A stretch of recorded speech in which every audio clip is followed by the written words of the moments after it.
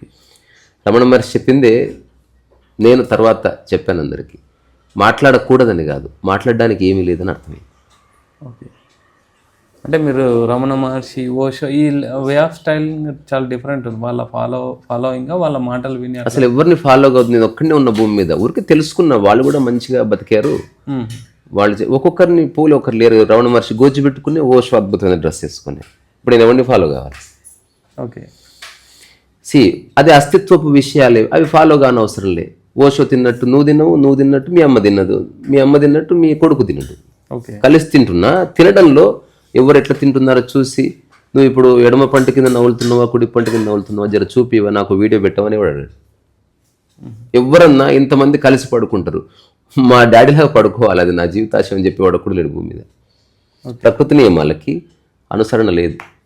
అట్లా జ్ఞానము కూడా ప్రకృతి నియమమే కాబట్టి ఎవరిని ఫాలో కాలేడు. అందుకే కృష్ణమూర్తి నెత్తినోరు బాదుకొని చెప్పిండు, డోంట్ ఫాలో మీ. అక్కడ మీ అంటే you cannot follow the understanding of life. Simple, కానీ అర్థం కాలే మనుషులకి. ఫాలో కావద్దని చెప్పిండ్రా, అసలు గ్రేట్ మ్యాన్ అని ఫాలో అవుతారు.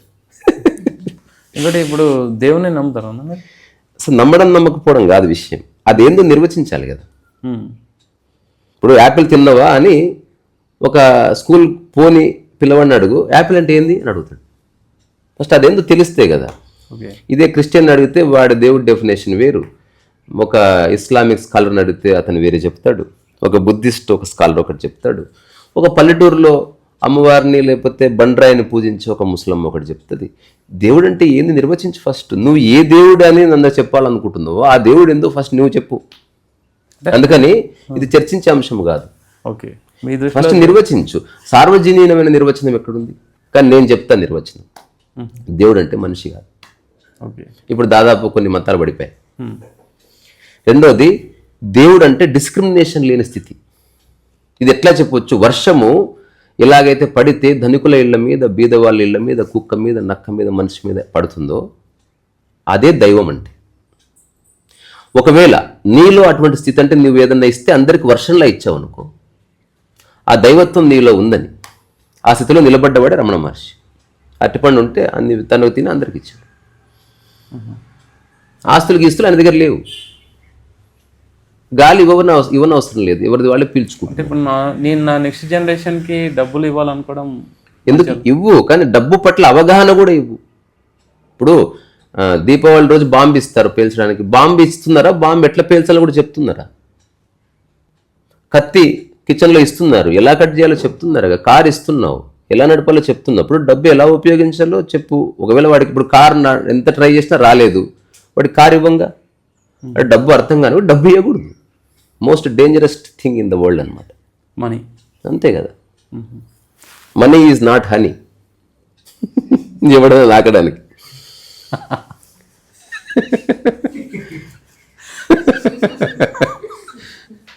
సో అయితే మనీ సంపాదించడం అనేది లిమిటేషన్ లేదు, మనీకి లేదు కాబట్టి స్ట్రగుల్ ఉంది.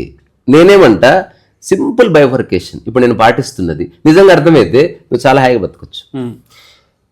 ఏది ఏమైనా నీకు కొంత మనీ అవసరం, అది ఫస్ట్ ఫిగర్ అవుట్ చేయి. రోజుకి ఇంత. నేను చెప్తున్నా, నాకు రోజుకి వ్యక్తిగతంగా నా బిడ్డ, మా అమ్మ, నా వైఫ్ తీసేద్దాం, వ్యక్తిగతంగా నాకు 150 నుంచి 200 మస్తు. అంటే నేనే వంట చేసుకుంటా కాబట్టి, బికాజ్ నేను మనీ వేస్ట్ చేయను. ఓకే, పక్కనే రెస్టారెంట్ ఉందా, నేను పోను. ఎప్పుడన్నా నెలకు 2 నెలలకు సరదా కోసం పోతాం మేము. నిజానికి ఫుడ్ ఎంజాయ్ చేయడానికి ఎప్పుడు పోము. బాగుంటే ఓకే, జస్ట్ అంబియన్స్ చేంజ్ కోసం అట్లా. సో ఇప్పుడు నేను అనుకో నాకు 200 చాలా ఎక్కువ ఫుడ్ కోసం చెప్తున్నా. తర్వాత పెట్రోల్ వాడి పెట్రోల్కి 100 వేసుకో. తర్వాత వైఫై కోసం ఒక 50 రూపాయలు వేసుకో. తర్వాత ఫోన్కి ఒక 50 రూపాయలు వేసుకో ఎవ్రీడే. ఓవరాల్గా 500 సరిపోతాయి నాకు. 500 ఇంటూ 30 రోజులు అంటే 15,000 రూపాయలు. సో ఫస్ట్ 15,000 రూపాయలు ఎర్న్ చేస్తే సరిపోయింది లిబరేట్గా. ఓకే, నీ అవసరం ఇంకా నేనేంట నీ అవసరం ఇంకా తగ్గించగలిగి తగ్గించు. చిన్న ఇంట్లో ఉండు. ఇల్లు పెద్దది ఉండకూడదు, మనసు పెద్దది ఉండాలి. ఓకే, చాలామందికి పెద్ద పెద్ద ఇళ్ళు ఉన్నాయి, కుర్చా మనసులు ఉన్నాయి. కొందరికి అసలు ఇల్లే లేదు. ఎంత విశాల తత్వం ఉంది అసలు ఆకాశం. మీరు అన్నట్టు ఇప్పుడు నేను ఆలోచించి ఒక చిన్న ఇంట్లో ఉంటే ఆ చుట్టుపక్కల ఉన్న వాళ్ళు కొంచెం చిన్న చూపు చూస్తారు. వాళ్ళని ఇజ్రాయెల్ పంపించేసి నేను ఇంత ఫస్ట్ కాన్వర్సేషన్ స్టార్ట్ చేసింది అక్కడ. వేరే వాళ్ళ దృష్టిలో నువ్వు ఎట్లా కనబడాలని నువ్వు అనుకున్నంతసేపు నీకు ప్రశాంతత లేదు. అది బాత్ ఖతం హోగా. ఇంకా దానికి ఎండ్ లేదు. ఇంకా నేను అంటున్నది వేరే వాళ్ళు నువ్వు ఏం చేసినా, నువ్వు బంగారం ఇస్తే తులమే ఇచ్చిండు, 10 తులాలు ఇచ్చావు అనుకో, అడిగిన తర్వాత ఇచ్చిండాయా, తర్వాత ఇచ్చావు అందరి తర్వాత ఇచ్చి నాకు లాస్ట్కి ఇచ్చిండు, తర్వాత ఇచ్చిండు కానీ మళ్ళీ నేనే పోయి కొలుచుకొచ్చుకోవాలి, నేనే నగలు చేయించుకున్నా అనేటోడు ఎప్పుడు అంటాడు? నువ్వు రాజుని చేసినా సరే కుర్చీ ఎంత బాగాలేదు అంటాడు వాడు. నేను అంటున్నా అనేవాడు నువ్వు వాడికి తల మీద కిరీటం పెట్టు, రాజ్యం రాసి, దాని గురించి తప్పకుండా ఏదో రోజు నీ మీద కోపం వస్తుంది. రిస్ఎనామిక్స్లో మనీని అంటే డైవర్సిఫికేషన్ చేయాలి, డబల్ చేయాలి, అలాంటివి ఏమైనా ఉంటాయి? అంటే అన్ని చేయాలి. నేను చెప్పింది 2 విషయాలు మధ్యలో ఆపేసినాం మనం. 15,000 నీకు కావాలి, ఫస్ట్ దాని మీద సంపాదించు, ఫస్ట్ ప్రిన్సిపల్. రెండోది ఇదే 15,000ని 15 గంటల్లో సంపాదించడానికి ఆలోచించు ఫస్ట్, ఇది సెకండ్ ప్రిన్సిపల్. ఇది అయిపోయిందా? ఎప్పుడైతే 15,000 ఫస్ట్లో నెల రోజుల్లో సంపాదించావు, ఇప్పుడు 15,000 15 రోజుల్లో సంపాదించావు, ఆ నెలలో 15,000 నువ్వు 6 గంటల్లో 7 గంటల్లో 15 గంటల్లో సంపాదించే ఒక ప్రజ్ఞ ఉదయించింది. ఏం చేస్తావు అనేది ఫిగర్ ఇట్ అవుట్. కేసులు కాకుండా, ఎక్స్టార్షన్ లేకుండా, మోసాలు చేయకుండా, కత్తి పెట్టి రాత్రి బెదిరిస్తే వస్తే అట్లా కాదు, జెన్యున్గానే. ఇప్పుడు 15,000 వచ్చాయి అనుకుందాం. ఇప్పుడు నీకు రోజుకు ఒక 3 రోజుల్లో 15,000 సంపాదించగలుగుతున్నావు. ఇప్పుడు నీకు ఎన్ని రోజులు ఖాళీ ఉంది? 27 డేస్ ఖాళీ ఉంది. ఈ 27 డేస్లో ₹1 కోటి కాదు, 50 కోట్లు సంపాదించిన లక్ష్యం పెట్టుకో, ఎవడొద్దు అన్నట్టు. సో 50 కోట్లు వచ్చినా నువ్వు బతికేది 15,000 తోటి. 50 కోట్లు వచ్చినాయని చెప్పి 200 భోజనాన్ని 6,000 భోజనం చేయకుండా మళ్ళీ కరప్షన్ స్టార్ట్ అయింది.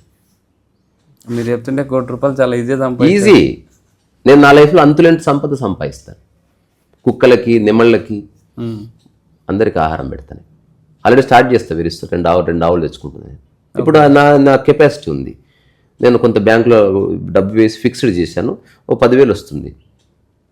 10,000 నాకు అక్కర్లే, నేను గోవులకు ఆహారం కోసం ఫిక్స్ చేసిన. అంటే మళ్ళీ మీరు అదే చాలా మంది డబ్బులకు ఎందుకు ఇంత సంపాదించిన తెలియక నిర్వచించాలి కదా, ఏదైనా నిర్వచించాలి.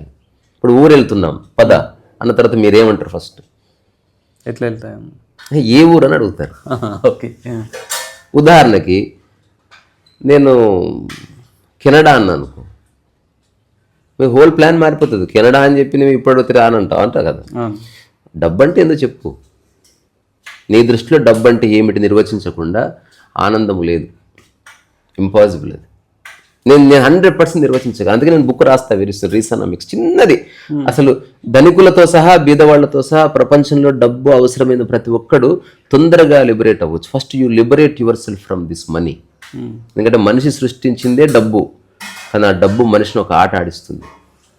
నాకు తెలిసిన బాగా మిత్రుడు ఎప్పుడో లాంగ్ బ్యాక్ ₹1,00,000 7 ఎకరాలు కొన్నాడు, 9 ఎకరాలు మర్చిపోయాడు. పెళ్ళయింది, పెళ్ళయ్యారు. హఠాత్తుగా ఈ రియల్ ఎస్టేట్ బూమింగ్ వచ్చి ఒక్కొక్క ఎకరం ₹1,00,00,000 సేల్ అయింది.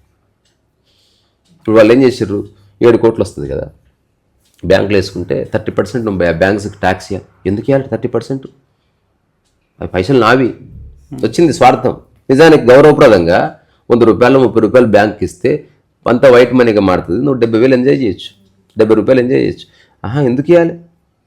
బ్యాంక్ ఇవ్వను నేను అంటే మొత్తం క్యాష్ ఇస్తాము, నేను మళ్ళీ ఇంకో చోట పొలాలు గిలాలు కొన్న తర్వాత రిజిస్ట్రేషన్ పెడతా.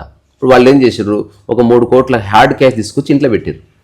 ఇంట్లో పెట్టిన తర్వాత ఇంట్లో మంచం కింద పెట్టిండు. బంధువులను రాణిస్తలేడు, ఫ్రెండ్స్ని రాణిస్తలేడు. ఇప్పుడు మనీ వాడి మీద ఎక్కి స్వారీ చేస్తుంది. ఇప్పుడు భార్యను కూడా నమ్ముతలేడు. రాత్రి ఇప్పుడు ఆ మంచం దగ్గరనే వండుకుంటున్నాడు. మెల్లమెల్లగా ఒక 2-3 వీక్స్ అయిన తర్వాత నిద్ర బీకింది, తింటలేడు. శబ్దం వస్తే పోయి చూసుకుంటున్నాడు. అంటే బ్యాంకు అంత డబ్బు తీసుకుపోవాలంటే భయం. తెచ్చి పులిని ఇంట్లో పెట్టుకున్నట్టు అయింది వాడి పరిస్థితి. తర్వాత హైదరాబాద్ వచ్చిండు. సైక్రాటిస్ట్ దగ్గరికి పోయి 50,000 పెట్టి వైద్యం చేయించుకున్నాడు. Still the problem is there. ఏం చేయాలి చెప్పురా అంటే నేను అన్నా, 2 ఫస్ట్ ఆఫ్ ఆల్ నువ్వు పెట్టింది 1,00,000, దానికి నీకు ప్రపంచం 7 కోట్లు ఇచ్చింది. అసలు కృతజ్ఞత లేని మనిషి రాను. అసలు నువ్వు ఆ నేల ఎక్కడుంది? ఒక రాష్ట్రంలో ఉంది. ఆ రాష్ట్రంలో బ్యాంక్ ఉంది. ఆ వ్యవస్థకు నువ్వు డబ్బులు కట్టాలి కదా. You have to pay some tax. అప్పుడు నువ్వు హాయిగా ఉంటుంది నీకు. లేదా డబ్బు తీసి తగలబెట్టి. ఫ్రాంక్లీ స్పీకింగ్, అసలు డబ్బును ముట్టుకునే అర్హత నీకు లేదు. సుడి బాగుండి నీకు 7 కోట్లు వచ్చాయి, నువ్వే మినిస్టర్ అయితే నువ్వు చాలా పెద్ద కరప్ట్ ఆఫీసర్ అవుతావు. సో అందుకే దార్శనికులు చెప్పిన ఎవడికైతే ఏ వ్యామోహం లేదు, ఎవడు సర్వసంగ పరిత్యాగో వాడిని ఆర్థిక శాఖ మంత్రిని చేయాలి, వాళ్ళని మినిస్టర్స్ని చేయాలి. ఎవడైతే జస్ట్ ఒక పూట భోజనం చేసి ఏకభుక్తము అతి చేసి సిన్సియర్గా పనిచేస్తాడో అట్లాంటి ఒక సన్యాసి సాధువు లేకపోతే ఒక మహాపురుషుడు లేకపోతే ఒక పరమహంస మన అధికారులు లేనప్పుడు అసలు కరప్షన్ జరగదు.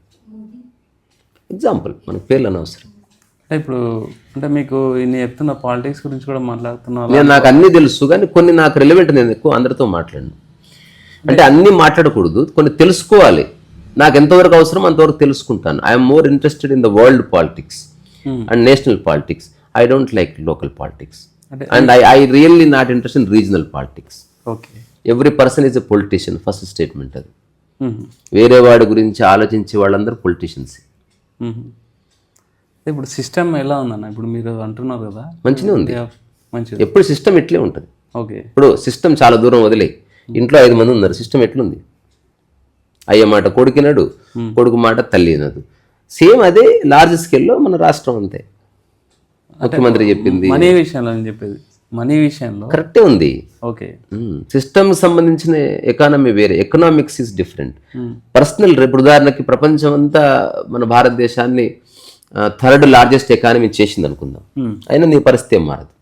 ఓకే, డబ్బు ప్రపంచం దృష్టిలో ఒక హోదా. అంటే నేను అది ఎందుకు అడిగినా అంటే కొంతమంది చాలామంది అంటే ఎడ్యుకేటెడ్ అన్ఎడ్యుకేటెడ్ ఈ సిస్టమ్ వల్లనే కొంచెం నేను ఇంకా ఎక్కువ సంపాదించలేకపోయాను, ఇంకా సెటిల్ నేను అవ్వలేకపోయాను. అంటుంది చెప్పిన కదా, 2 భాగాలు చేసుకో. నీకు ఎంత అవసరమో అది నీ మనసు శాంతికి. ఈ లైఫ్ అంతా దానికే స్టిక్ అయి ఉండు. నేనేమంటే రీసనామిక్స్లో మరొక సూత్రం, ఈరోజు నీకు ₹1,00,000 వచ్చింది, అయినా సరే నువ్వు రేపు 500 సంపాదించు. Okay, everyday you should work. నీ బ్రెడ్ అండ్ బటర్ ప్రతిరోజు సంపాదించుకో. Be like a beggar, be like a dog. ఒక పులి ఏం చేస్తుంది, ఆ రోజు ఆహారాన్ని తను పోయి సంపాదించుకుంటుంది. అందుకే అవి ప్రకృతితో అనుసంధానమై సజీవంగా ఉంటాయి. మనిషి ఎందుకు డెడ్ అయిపోయాడంటే 50 ఏళ్ళు తిన్నా తరగని ఆస్తుంది, చచ్చిపోయింది వాడు. అయిపోయి వాడు మెల్లగా వీక్నెస్లోకి ఎంటర్ అవుతాడు. మెల్లగా వాడు ఎలాగో తినే ఆహారం ఉంది, నౌకర్లు చాకర్లు ఉన్నారు, వాడు అన్క్రియేటివ్గా మారిపోయి వాడు ఏం చేయాలి, లైఫ్ అంతా కొట్లాడాలి. ఓకే, వాడు వ్యక్తిగతంగా ఏ క్రియేటివ్ పని చేయట్లే. వాడు ఏం చేయాలి, ఇప్పుడు గాసిపింగే వాడికి ఏకైక ఆధారం. సినిమా చూడాలి, వాడి గురించి వీడి గురించి మాట్లాడాలి, కారు వేసుకుని అటు ఇటు తిరగాలి, తాగాలి, పబ్బులు. నేను దానికి అగెనెస్ట్ అనట్లే. నీవు రోజంతా పని పెట్టుకో, ప్రకృతి నియమం అది. ఆ ఎదురుగా కనిపిస్తున్న చెట్టు చూస్తుంటేనే కాయలు ఇస్తుంది, అక్కడి నుంచి పూలు ఇస్తుంది, మళ్ళీ అక్కడి నుంచి వాడిపోతుంది, మళ్ళీ కొత్త ఆకులు వస్తాయి, కొంచెం ఈ సంవత్సరం అయ్యేలోపు 2 ఫీట్లు పెరుగుతుంది. ఎందుకు? ఫస్ట్ ఉన్నట్టుండి 50 ఏళ్ళు ఉంటే అయిపోతుంది, గాలి రావడానికి ఎందుకు పెరగాలి? అది ప్రకృతిలోనే ఒక కదలిక ఉంది. మీరు ఈ కాన్వర్జేషన్ అయిపోయేలోపు మీది ఏదో కణము ఎంతో కొంత మార్పు చెందే ఉంటుంది. ఇక్కడ ఉన్న వాళ్ళంతా ఒక 1 అవర్ ఏజ్ పెరిగారు ఈ కాన్వర్జేషన్ అయిపోయేలోపు. మరి మన ఇంటెలిజెన్స్ ఎక్కడ పోయింది? ఓకే, మనం లైఫ్ని చాలా లిమిటెడ్ పర్స్పెక్టివ్లో చూసి సఫర్ అవుతున్నాం. లార్జ్ పర్స్పెక్టివ్లో చూస్తే ప్రకృతి నియమం, నువ్వు రోజు పని చేయి, ప్రకృతి నియమం నిష్కామంగా చేయి, ప్రకృతి నియమం ఎవరి నుంచి ఆశించకు, ప్రకృతి నియమం దేంతో నువ్వు పోల్చుకోకు, ప్రకృతి నియమం నీలో ఉన్న సర్వశక్తిని ఒక ఫ్లవర్గా తీసుకురా, నీలో ఉన్న సర్వశక్తిని ఒక కాయగా తీసుకురా అని చెప్తుంది. అది మనిషే వాడుకున్న సర్వశక్తిని పక్కన దమా ఖరాబ్ చేయడానికి ఉపయోగిస్తున్నాడు. నేను అందులో లేను. I'm more belong to the nature rather than the world. నేను ప్రపంచంలో ఉంటున్నాను. నేను అందుకే రాసుకున్న ప్రపంచం నా అద్దె ఇల్లు, ప్రకృతి నా నిజమైన ఇల్లు. నాకు అవకాశం లేదు కానీ ఇది బండ మీద కూర్చొని మాట్లాడుకుంటే నాకు ఇష్టం లేదు. మట్టిలో కూర్చోవాలి, హాయిగా ఆడుకుంటూ పాడుకుంటూ. నేను అన్నది అలాగని ఓన్లీ ఆడుకోమన్నట్లే, అదే మట్టి మీద మనం పనిచేద్దాం. ఓ గొప్ప సమాజ నిర్మాణానికి మనం అంతా కలిసి వ్యవసాయం చేయాలి. ఎవరికి సాధ్యమైంది మట్టిలో కూర్చొని పుస్తకం రాయి, గాలి పీల్చుకో, ఏసీ కాసేపు పక్కన పెట్టు, కరెంట్ సేవ్ అవుతుంది. నీ వంట నువ్వే వండుకొని తిను.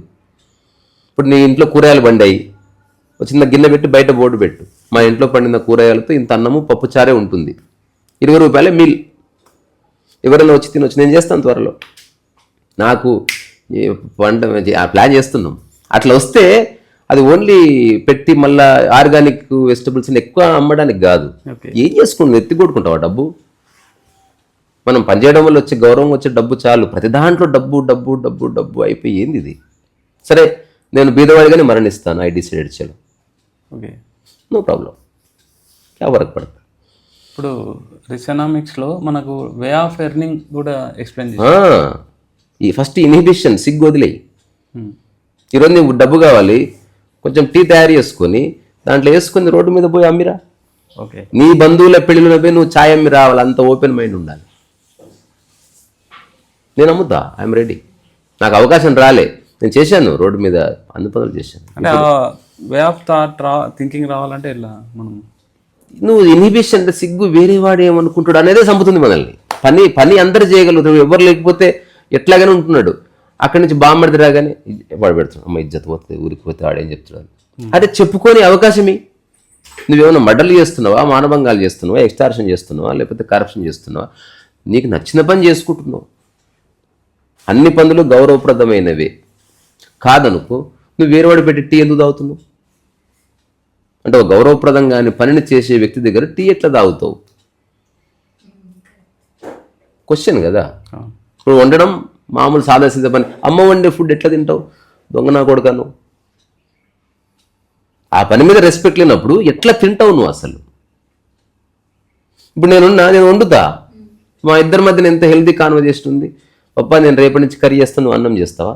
రైట్ అనుకున్నావు, అయిపోయింది.